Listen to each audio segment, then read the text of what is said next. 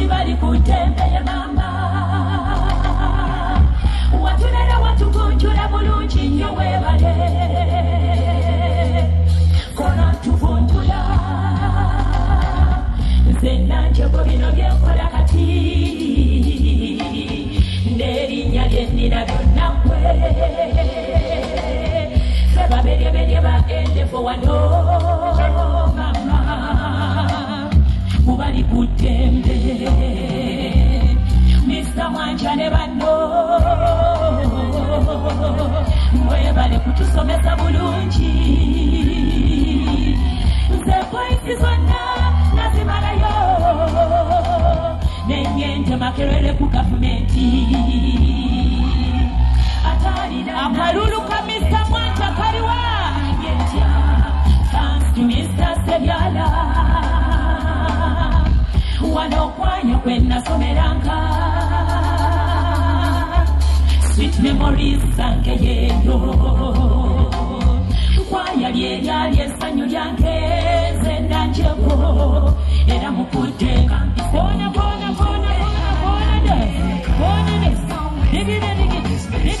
bali kuddembe kisoga kabubedi gwe mama waffe nensi bwezi kyo bwezibanja tewafuuke wamwe bange ekikibule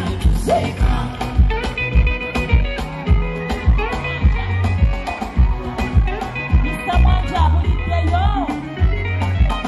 nze matulinkoyoyo golokipe yakankanya wano finemakita gate nyimba ne mu academic abali akalulu ka Mr. Mwanja kaliwa n'amaanyi g'abantu bali ku ntembe kisoka byonna mukose naye tulebaza abasomesa baffe abaana basoma mutulabireko temudda mu kugayala mwesuule mangu nnyo talanta temusigayalirira kyokka bali ku ntembe kisoka ffe bye watukolera watusibaga webale na kutukolera mbaga ng'oyoyo n'enzija n'ekubalaga twagala n'enno paka tuli famire mu paka lino ssomero naye ate waka saba tukikole kipidde buli mwaka tudeka bannange tibali kuddembe kisoga kabubeki gwe mama waffe n'ensi bwezityo bwezibanja wakyala wafuukewa ekikibulire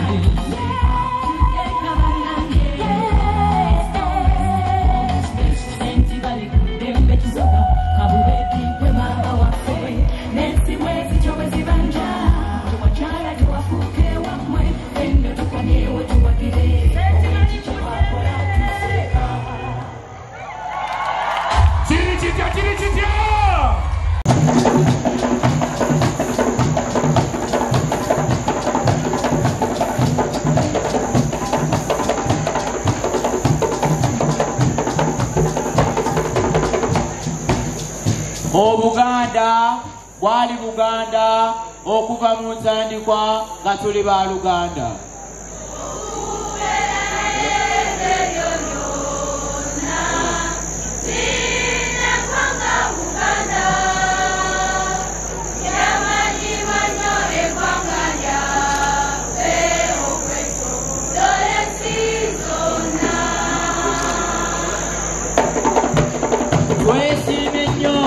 Twesiime nnyo olwa Buganda yaffe eno ekitiibwa kya Buganda kyava dda era naffe tukikuumenga. Naimba ntya ne sitenda Ssaabasajja Kabaka Sanira fugo Uganda wo nga naffe nga tumwesiga. Abaana balema katura ne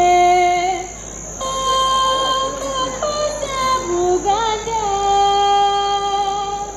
nga tujjukira nnyo bajjajja baffe abafiirira nsi yaffe.